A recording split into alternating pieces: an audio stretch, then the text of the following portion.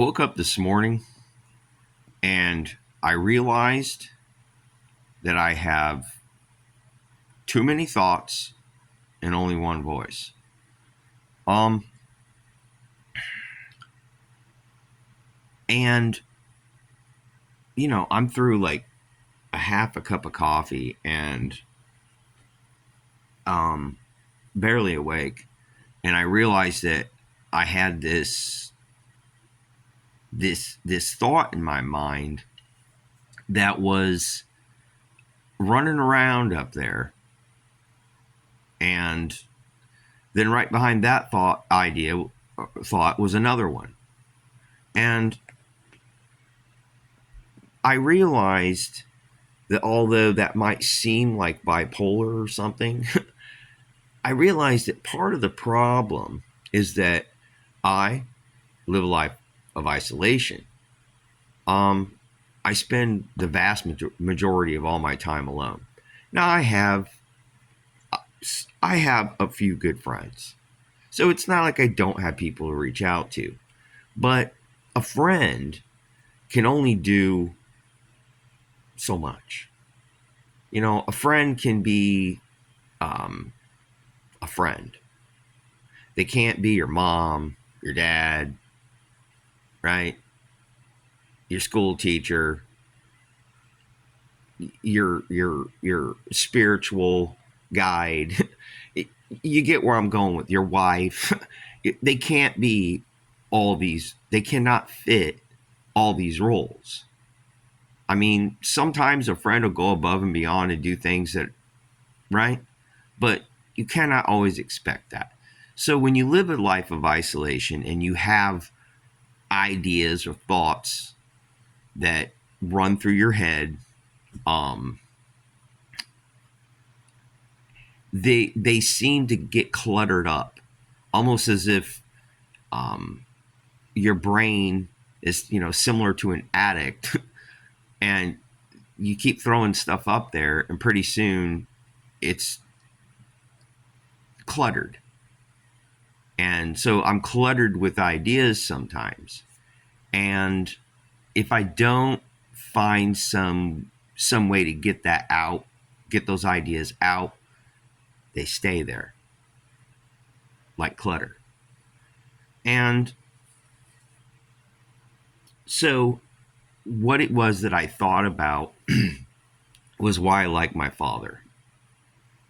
Um, the the reason that I like my father is because he had at times um, absolutely brilliant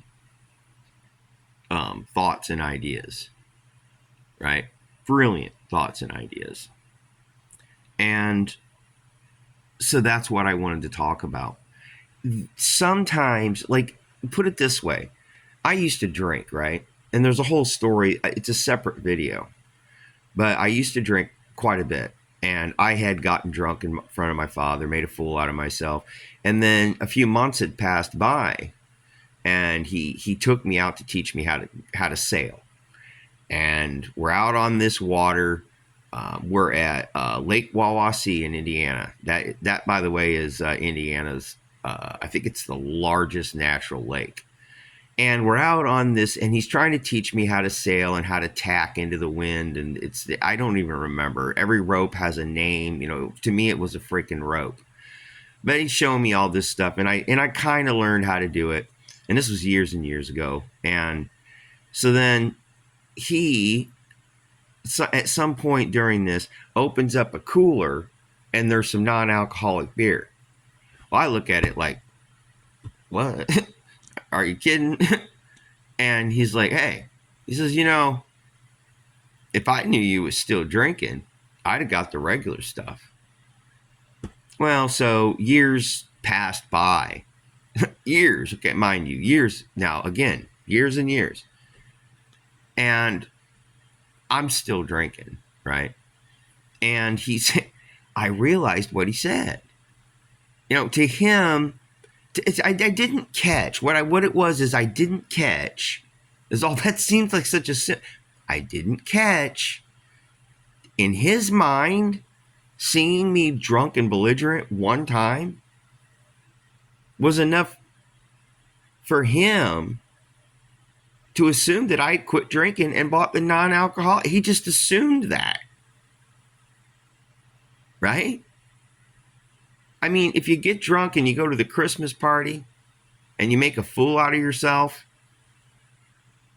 most people say, okay, that's enough. I'm not doing that again. And then I remembered something he had said when I was like little 6 years old, I think, something maybe younger. I know I was really young. I can remember seeing his, being like level with his knee. And we had a dog, and I was, for some reason, the dog and I were both right there by his feet. And my dad was smoking a cigarette, which he has quit since then. But he was smoking, and he blew smoke at the dog to get the dog to back up. And the dog backed up, right? My dad looks over to me and he goes, he says, you blow smoke in a dog's face one time, and that dog never comes around smoke again.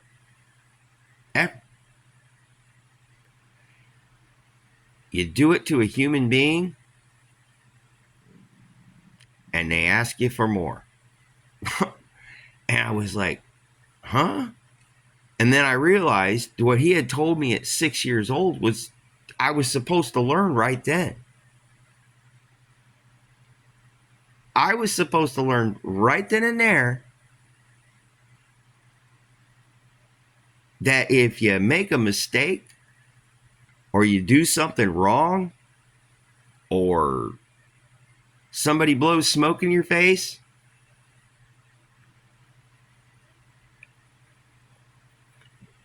that's why he assumed that he had saw me drunk and belligerent.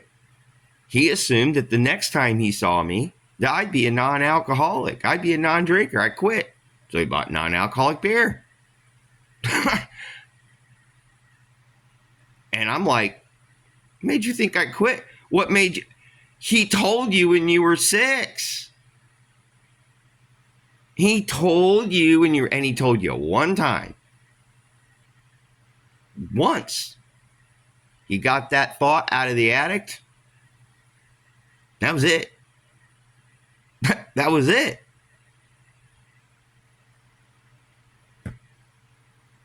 My dad, I could do 100 videos. I'll just leave this one at that. The next one will be about what he did at Christmas, but he's a man of few words, and you better listen up.